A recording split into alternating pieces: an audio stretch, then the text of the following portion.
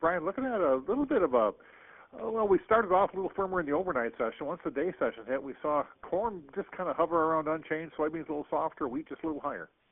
Right. I think we saw the overnight be a little higher, kind of going into that export sales number, and maybe a buy the rumor, sell the facts sort of trade.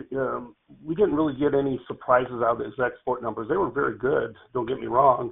And corn, soybean, wheat sales all above last year's numbers. So decent numbers, nothing wrong with them, but it just may be a case where are we going to take these deliveries of these soybeans? It's great to make these sales, but the inspections matter more. We want to make sure that these soybeans that we're selling to China are hitting ships and being sent out on ports. Same with the private export sales. Nothing wrong to have these sales this morning, and it's great to look at. But again, will we actually see these soybean sales turn into shipments down the road? And the answer is probably not. We're probably going to see some of these purchases end up being canceled once we get into January, February, and South American crop supplies are known. So looks good on the surface, but it's not anything that's really going to push us sharply higher, I don't think. We may get a little support out of the dollar, which has gone from a higher market to trending lower here now.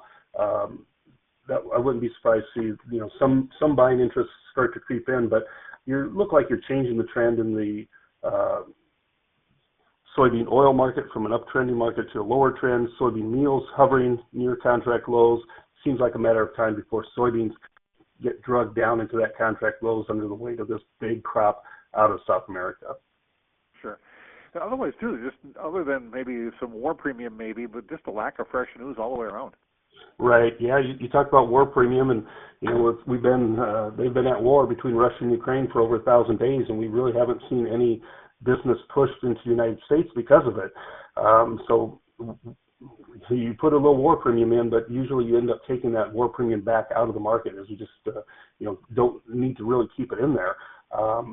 In the good weather in the southern plains in the U.S., beneficial rains, looks like maybe some snow even next week for parts of western Kansas. They would certainly take that. A lot of nitrogen in that snow. So it's a very dry start to the planting season for U.S. winter wheat conditions.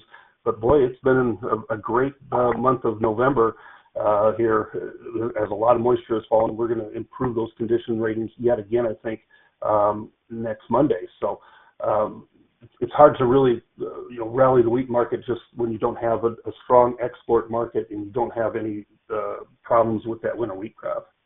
Yeah, for sure. Livestock side, what's going on there? We've seen a little premium in the cattle market this week, a little bounce higher. I thought we were really discounting the feeder cattle market to the index. November it goes off the board today, so January, even after a sharp rally in the last 3-4 days, we're still discounted to that index by almost $2. So there's probably more room to the upside on that January feeder contract. Live cattle, I think, had gotten too cheap, and anticipating that the cash was going to be softer. It looks like maybe more of a steady to higher market this week. So now we're starting to back off, still waiting for that cash trade, and then we have the cattle on feed report coming out on Friday afternoon. May tell us maybe there's more placements than what the trade was expecting. Certainly going to be more than a year ago.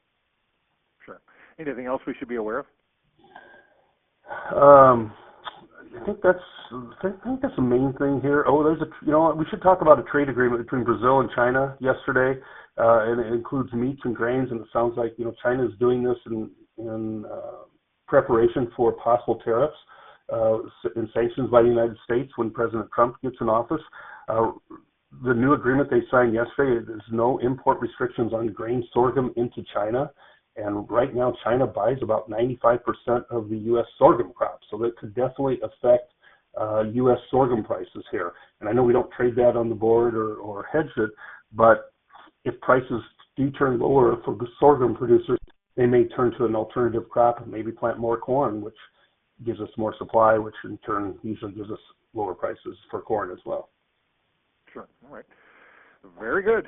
Thanks much. I appreciate it.